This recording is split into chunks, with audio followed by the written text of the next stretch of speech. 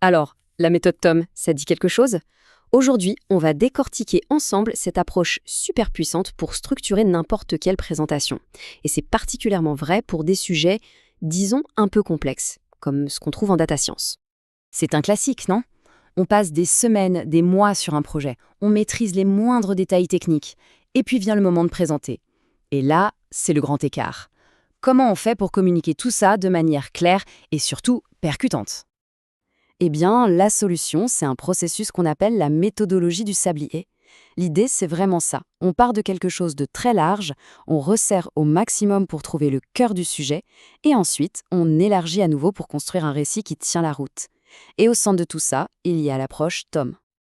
Allez, on attaque la première partie, le haut du sablier. C'est l'étape où l'on passe de la connaissance brute à la clarté. Imaginez qu'on verse tout notre savoir sur le sujet dans ce sablier, vraiment tout. Le but, maintenant, c'est de commencer à filtrer. Et ce filtrage, c'est justement le processus TOM. C'est le cœur de la méthode et il se fait en 3 temps.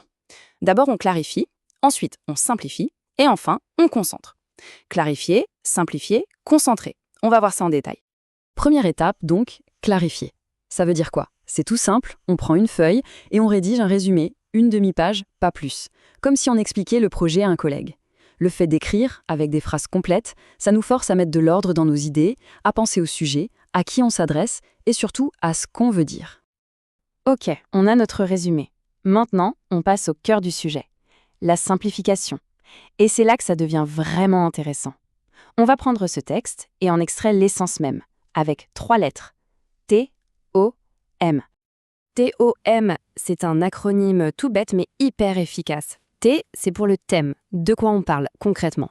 O, c'est l'objectif, qu'est-ce qu'on attend de l'audience à la fin. Et M, pour le message, c'est la chose qu'ils doivent retenir s'ils oublient tout le reste. Thème, objectif, message. Et attention, sur ces 3 points, l'objectif est absolument crucial. Il ne s'agit pas juste de dire « informer ». Non, non. Il faut que ce soit concret. La meilleure façon de le formuler, c'est de commencer sa phrase par « je veux que mon public », et là, on met une action, une réaction précise. C'est un changement de perspective énorme. Pour que ce soit bien clair, prenons un exemple que tout le monde connaît, le lancement du tout premier iPhone par Steve Jobs. Le thème, facile, le lancement du nouvel iPhone. Le message, aujourd'hui, Apple réinvente le téléphone. C'est resté dans les mémoires. Et l'objectif, je veux que mon public tombe amoureux de ce produit et se précipite pour l'acheter. On voit bien la puissance du truc. C'est simple, direct, inoubliable.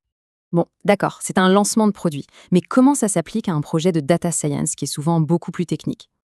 Eh bien, regardons un cas concret. Imaginons qu'on présente un nouveau modèle pour prédire le churn des clients. Le thème, c'est le modèle de prédiction. Le message, c'est que ce modèle nous permet de sauver nos clients les plus précieux. C'est fort. Mais le plus important, c'est l'objectif. Je veux que mon public ait confiance dans la précision du modèle et approuve son déploiement. Vous voyez? Ce n'est pas juste comprendre le modèle, c'est une demande d'action, ça change tout. Ok, on a notre thème, notre objectif, notre message. On arrive maintenant à la partie la plus étroite du sablier, le col. C'est l'étape de la concentration. Et croyez-moi, c'est peut-être la plus décisive. L'idée ici, c'est de fusionner notre TOM en une seule et unique phrase. Une phrase qu'on peut écrire sur un post-it. Par exemple, approuver le déploiement de notre modèle de churn pour sauver nos clients les plus précieux. Ce post-it, il devient notre boussole, notre étoile polaire. À chaque fois qu'on se demande si on doit ajouter un détail ou une slide, on regarde le post-it. Si ça ne sert pas cette phrase, on l'enlève. C'est un filtre ultra efficace pour ne pas se perdre. Voilà, notre message est hyper concentré. On a passé le col du sablier. Maintenant, il est temps d'élargir à nouveau la base et de construire le récit, la narration. Et pour ça, on utilise une technique qui s'appelle l'oral par l'oral. Le nom dit tout, on va construire le discours oral en parlant, pas en écrivant. Pourquoi? Parce que quand on parle, on trouve des enchaînements beaucoup plus naturels, on raconte une histoire de manière plus fluide que si on était bloqué devant une page blanche. Et comment on fait concrètement?